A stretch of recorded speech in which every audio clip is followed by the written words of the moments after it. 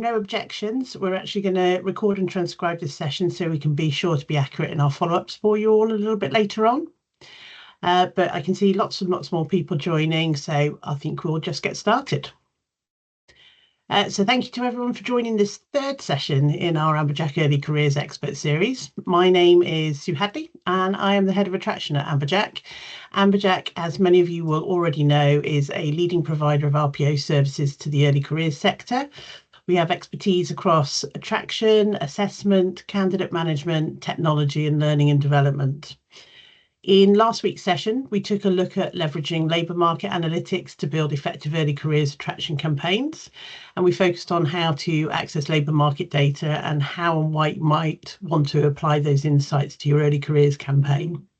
Today, I'm really excited to be joined by Paul Porter, Partnerships Director with Bright Network. We'll be exploring driving DE&I recruitment objectives through early careers attraction strategies. It's designed to be a short session today. We'll have a little tip behind time later for Q&A.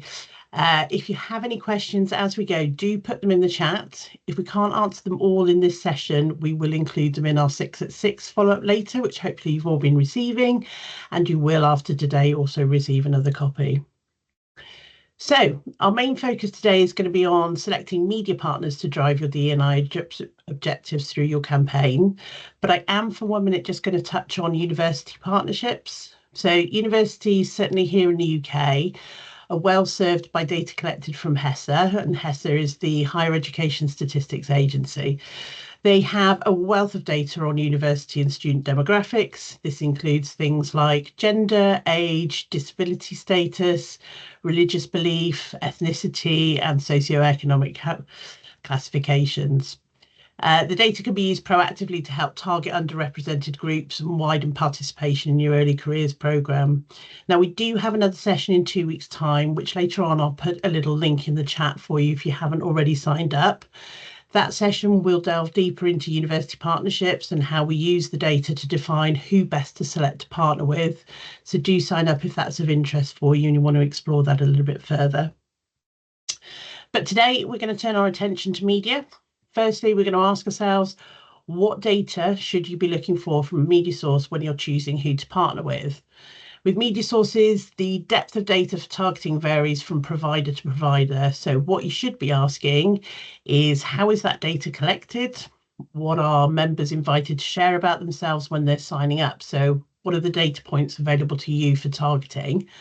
How do they acquire new members for their database? What are their promotional tactics? Are they looking in the right places for your student audience? How relevant and recent is that data? And what are the engagement rates?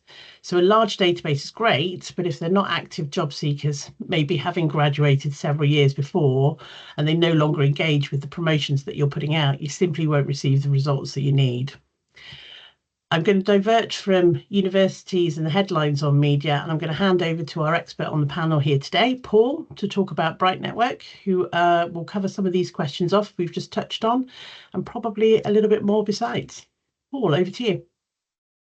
Thanks very much, Sue. And yeah, absolutely, as you say, it's great having a huge list of subscribers or contacts, but if they're not engaged, then it's not going to get you very far. So lovely to see lots of friendly names as well. So yeah, and for those who maybe don't know me or don't know Bright Network, so we're now the #1 careers platform and jobs board for students and graduates in the UK. And our mission has always been to connect the next generation with the opportunities, insights and advice to build the workforce of tomorrow. We have about 1.2 million members, but to Sue's point on those that are engaged, about half of those are current students or recent graduates in the last year or so, and are what we call our kind of engaged membership base. Within our membership base, you are represented by every single UK university in the UK, and we have over 350 employer partners currently, so quite a span that we work with, which is nice. The majority of our members are acquired organically thanks to the size of our brand now, so our brand awareness and kind of word of mouth.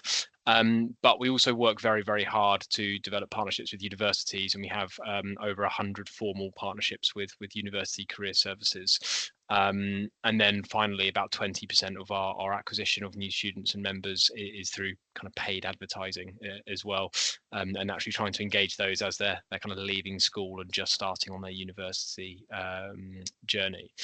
The key for us at Bright Network and kind of the clever part, which our amazing technology team do, yeah, quite a lot of it goes above my head how they're able to do this, is that with our members and students, when they sign up to Bright Network, they don't only give us their declared data, so what university they're studying at, what degree, their demographic information, but actually we track all of their behavior across our digital platform, and our events and how they respond to emails and everything like that. So we really know how they tick, and this is tracked completely through their university and then beyond life cycle, which gives us a huge amount of information and data that we're able to process.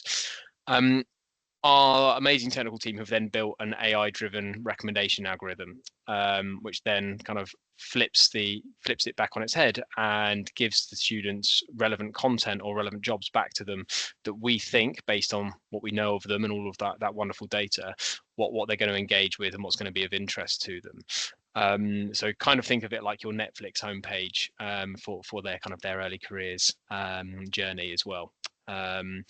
And by doing that, we're able to drive really impressive engagement rates of our students on behalf of our employers or our partners, because we know what we're putting in front of them is likely to engage them. And that works both ways. So the students also then find it very good on Bright Network, and they have a great experience because we're not just pushing information or roles to them that just aren't of interest. So they tend to stay on our platform for a nice long time as well. I think, so you're interested in kind of how we touch on actually engaging those different demographics and how we kind of can manage that process. And I suppose the first thing to really call out is that our jobs board and our platform is absolutely open to anyone. So all of the roles our employers advertise, etc., anybody can go in and click apply to them, and kind of we drive organic traffic that way to them. But what we then do is we have additional inventory, like targeted emails or sponsored adverts on the site, that our employer partners may want to push directly to certain individuals, or segment for certain individuals, to try and engage those groups proactively. So as an example of this, we for example have been working with a large commercial airline recently. They've been experiencing a couple of challenges, which I'm sure will resonate with a few people on the call today, but of having significantly high application volumes kind of year on year. It's kind of gone through the roof. So there's a challenge in terms of resource and managing that in step one, but then actually quality hasn't increased in line with the volume. So they've had an increase in quality and a reduction in volume. And there's lots of reasons why we think that may be happening. But by utilizing our platform, they're able to advertise their roles to only the kind of engaged members that are likely to be interested in working in the types of roles we're advertising in, or within the commercial airline industry. And what we find is that students that have come through the Bright Network process versus other media sources have actually had a much higher completion and conversion rate through every step of the process. So that once that this airline have got through to kind of their assessment centres and offers, Bright Network members are tending to outperform students from other places because they're already engaged, they're more motivated, they're more likely to be kind of committed and put in their homework and prep and all of that kind of fantastic stuff. The airline also found that their pipeline was very, very male dominated, and that was something they were struggling with.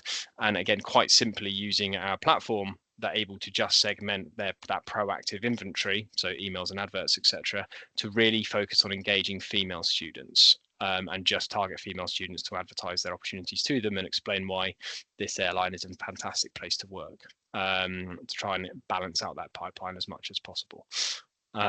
So hopefully that gives you a bit of a picture of Bright Network and kind of how our platform works and what it's able to do. And I'll hand back over to Sue. Thanks, Paul. That's really interesting. I think what we're going to do is a little bit, in a couple of minutes, we're going to talk a little bit more about how we can use some of the inventory pieces that you've got and how we go about targeting DE&I. So I think there's some more depth to come that I think people will really enjoy hearing about there. basically, to start here, we wanted to get under the skin of this in a little bit more. The first thing I wanted to cover is why should we target specific demographics to widen participation?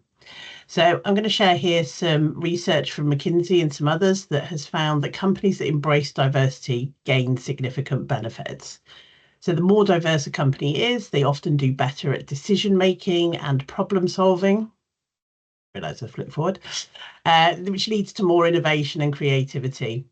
The diversity also boosts collaboration by as much as 57%, and diverse companies are around 12% more productive. Diversity generates loyalty among customers and employees. Attrition rates are low in more diverse companies, and companies that are ethnically and culturally diverse are around 33% more profitable. Companies with diverse management teams are 70% more likely to capture new markets, and that moves forward to being generally more forward-thinking with 19% higher innovation revenues. These are all great business reasons to drive DE&I through the culture and practice of our organisations, but I want to flip that on its head and talk about what candidates are expecting of businesses. Yeah, thanks, Sue. And and you're absolutely right in that obviously there's so many business benefits to having really diverse and engaged teams. But I think this is such an important topic for the current generations at school and graduating. And I think more so than ever before, they're very cognizant of businesses and prospective employers work in the sort of the diversity and inclusion space. And they want to be going into inclusive cultures, whether it's for their own groups and their own demographics, or even for those that they're kind of allied to and want to support. So we actually do an annual research report, which we call kind of What Do Graduates Want? We released this about a month ago for the kind of the year ahead. So what do graduates want? So for 2025, 2026, where we surveyed over 15,000 students. And thanks for bringing up the slide, Sue. So yeah, as you'll see, we asked them that before they apply to a company, do they look at or consider that company's commitment to, so on the top left there, diversity and inclusion, and staggeringly 84% of them will think about a company's DE&I initiatives before they apply, and 38%, so over a third of them, will actively research a company's DE&I initiatives before then applying to them. And then beyond that, a company's people and culture was then the most important thing, it was the most important thing when applying for graduate roles, with over a third again saying that was the most important thing. So it just goes to show that students were really aware of this and want to know about it before they're stepping on site to a company. It's not just about the size of the brand and the amount of money businesses make anymore. It's about absolutely how they go about doing that business. As we kind of touched on earlier, so Bright Network, we believe that kind of talent is everywhere, but opportunity is not. And as I've said, I think Generation Z are so much more conscious of this than ever. And entering and progressing in the professional world and many other walks of life, for that matter, traditionally has been heavily skewed towards the best connected individuals. So those with family or friends who can share with them kind of the inside track or knowledge of how to go through an application process or what to say in an interview. And therefore that greatly increases their chances of success. And the whole reason we're called Bright Network is we want to act as that kind of proxy for that network, for those individuals who don't already have those connections, and then therefore the advantages that come with them. So we can kind of try and level the playing field, as it were. And we touched on, or I mentioned earlier, how we can use Bright Network's inventory to target specific individuals, but I think that's only kind of one of the steps. And it's so much more important, actually, or what's potentially more important is then the actual content or copy or messaging you're using to then engage those individuals. So it's about messaging and getting that creative right to hook and engage those students. So if you're going to be sending an email, for example, to target female students, then what story are you telling them that really speaks to their story of entering your company, your industry, those types of roles? As a woman, can you be sharing success stories from other successful graduates or successful individuals or women in the business that they can kind of be inspired by? So employers need to be showcasing your company's own culture and work, and working to dispel any traditional industry reputations or stigmas that may exist.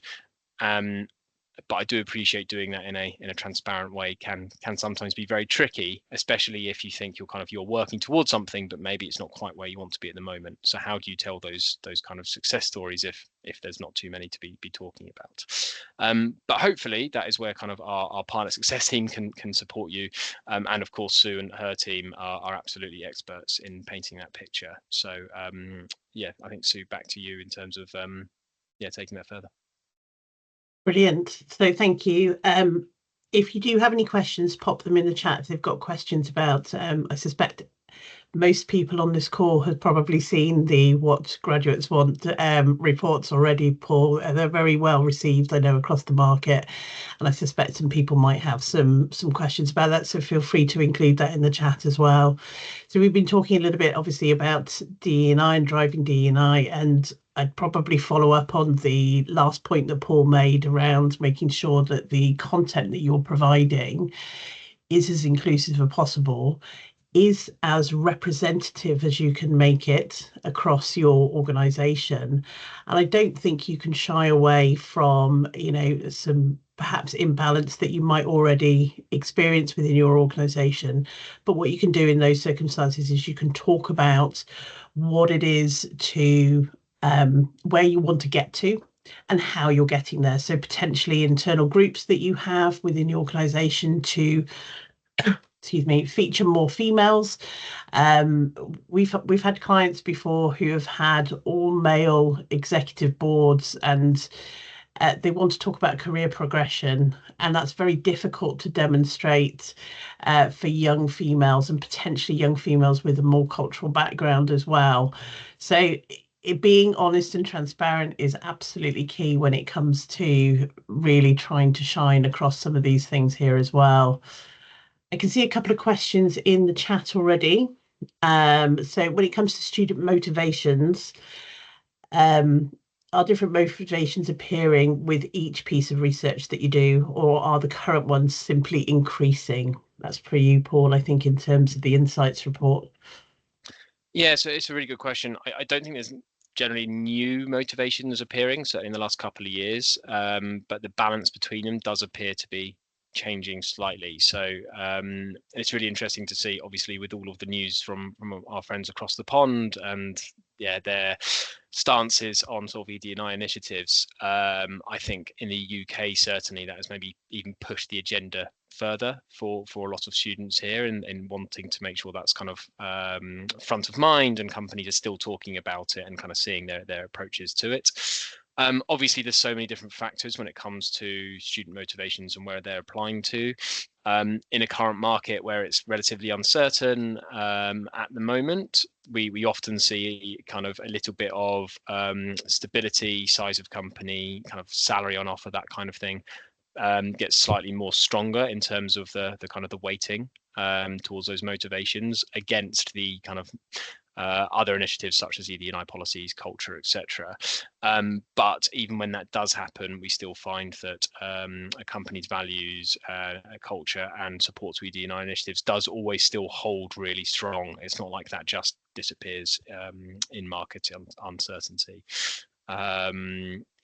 So yeah, sorry, a bit of a waffly answer there, I suppose. No, that's all right. Hopefully that paints a picture. I don't think it was waffly at all. I think we've got a little bit of a common theme on a couple of questions on here, which I know is one that we've spoken about before, and certainly as an attraction team here, we do some things to mitigate this. But trying to balance the need to target and increase and widen participation from certain underrepresented groups, how can we achieve that across without alienating other audiences? I think there was some high criticism, I think, when some years ago now, I think Oxford University were very excited to be allowing or enabling more underrepresented groups into their intakes. But they had to do that at the cost of something else because they only had the intake they did. So it was it had mixed results in terms of their activity and their plan. And obviously what we're trying to do when we do targeted emails and things like that, to try and drive interest in a scheme for a client to an audience, we talk a lot about weighting activity, so that we put some predominant process in there to make sure that we are reaching the audience that we want, but we are not exclusively excluding other people. I think we've also been asked recently whether we can advertise female-only schemes, which I'm sure in our research, Paul, probably came as a question across to your team in itself. But how have you got any hints and tips on how people can balance being inviting and widening that participation without excluding other ethnicities or genders? Yeah, it's a really tricky one, right? And I think the actual phrasing, the Equality Act, isn't it? It's like whatever activity you take, is it a proportional in kind of the means to the end you're trying to achieve in increasing representation? And it said it can be really difficult. We can't just have kind of hidden vacancies that are only being advertised to certain individuals. Obviously, that completely goes too far. But absolutely, I think engagement events for specific groups that are really focused again about telling the story from the demographic or the individuals you're looking to can work quite nicely. So whether it's bringing in again, I know we're talking about or using gender as the example every time, but again, maybe bring in 30 high-performing females to your office for a bit of an insight day, and that kind of thing can be a really good thing to showcase your commitment to trying and improving that diversity. I also think it's often quite easy in businesses, particularly at the senior level. The two main ones that tend to be focused on are gender and ethnicity, which are quite visual and quite visually represented, which is quite natural. But obviously, people are much more than just their gender or just their ethnicity. And whilst it becomes very complex and tricky, I'm a strong advocate of taking on board or taking an approach of intersectionality and really thinking about actual specific groups. When you put 3 or 4 different lenses over them in terms of maybe their ethnicity, their gender, their socioeconomic background, and so on and so forth. Because when you do dive into that information, the differences in opinions and motivations and feelings, etc., can then vary quite widely. I do think social mobility, we have a long way to go to be capturing that information and truly understanding the different levels within our society, and it actually stems from kind of government and the social mobility index and things like that. But actually, I think that's kind of the best approach for focusing on those individuals who are truly underprivileged or have experiences or higher challenges in comparison to their counterparts. And so I feel like if you focus on social mobility, often then your other diversity metrics will often improve as well. I guess we have certainly found that for some of our clients as well. Yeah. I think the social index in terms of the questions asked to try and determine social mobility are a little bit more challenging, but that's probably a whole other subject on its own. I see Kimberly's put a question in the chat as well about does timing of recruitment make a difference? And I know that you've gone on to expand on that question a little bit in terms of between offer and start dropouts at certain stages, etc. I will say from an Amberjack point of view, we process probably around about, I think it's 400,000, it's over 400,000 applications each year for a whole range of clients, obviously, through our system. And at the end of the summer, you'll see from us a new insights report, and the team do some analysis on, and I can't say it, the interstitials and the intersectionality on that, which, to speak to your point, Paul, has a look at how you see different groups drop out at different stages and how different groups are prioritised at university and get different results. But in terms of recruitment timing, Paul, I think there was an interesting stat in the research that you've just done around when people are applying, certainly, and how that differs in the groups. And I don't know if you're going to be able to recall it, so hopefully I'm not asking you a question you don't. But that I think some by applying early, there may be some impact on gender. Those that apply late, there may be some impact on ethnicity. Yeah, it's a really good point, and I'm afraid I don't have the stats just off the top of my head specifically. But you're absolutely right, and I don't think this is a new thing at all, or even specific to early careers. I think it's a fairly well-known kind of instance that psychologists have been tracking for a number of years. But men do tend to apply much more quickly and flippantly, for use of a better phrase, in comparison to women generally. Actually, we've seen some quite interesting stats come out recently. I think it was a study supported by it was LSE or UCL, but where they actually found that the use of AI tools is much higher in Generation Z males versus females, and so we're in this kind of world at the moment where males tend to apply to more jobs anyway, and then they're more likely to be using tools that allow them to apply to more jobs more quickly. And so it's kind of really just compounding that challenge in gender diversity as a specific example. So I guess what I'm trying to say, a small example here, what we found a lot of clients are doing this year, or employers they were opening their adverts, getting inundated early on in their window, and then going, oh God, we've got too many applications already, let's close our window early. And what that meant was they were skewing their numbers towards all of those males who have either applied early or used tools to apply early. So the pipeline was probably less diverse. And also, you're probably increasing the numbers of kind of what we call poor quality or low motivated applicants who have just used technology to help them apply to lots and lots of things really quickly. But actually, do they care that much about this job at your organization, or are they just playing a numbers game? So that's been a really interesting piece. I think, Kimberly, coming back to your question around kind of risks of dropouts and keeping warm, and it's a bit of a catch-22, isn't it? Because you either go really early and you've got your kind of your talent locked down, as it were, or hopefully, but then you've got to keep them warm over 6 months, or you go much later in the season, but you have to keep them warm for a much shorter period before they step on site. My answer to that is generally, I think talent is available all year.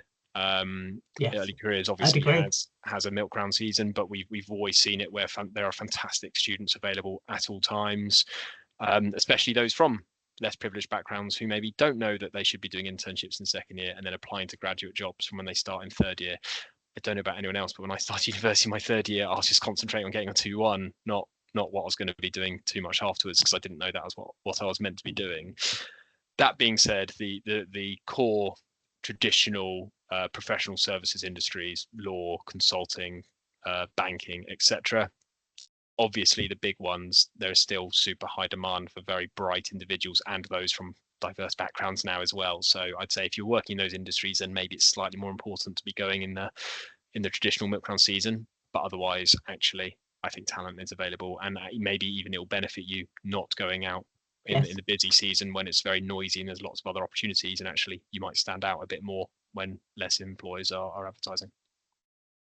I will try and pull out that statistic because I know that it's in there. I'm pretty sure I've quoted it to somebody already in the last couple of weeks since you released the report, and we'll include that in our 6 of 6 laters. And I'm sorry, we're probably not going to deal with the very last question on there. Apologies, Yvonne, but we will have a look and see if we can add anything into the 6 at 6 that we send out later. So I just wanted to say thank you very much, everyone, for joining us. I have popped in the chat a link to next week's session. Next week's session is aligning your media choices to meet your early careers attraction strategy. So it's probably the expansion on what we've talked about here today. There are other sessions still coming up in the series, so we're running through till about mid-May. But thank you so much, Paul, for your time today and sharing your insights. It's really appreciated. We love working with you guys in terms of doing exactly what we've talked about here. And I really hope that everybody has enjoyed the session, and I hope that you'll sign up and we'll see you next time. Thanks very much, everyone. Thanks for having me, Sue. Bye, everyone. Thank you.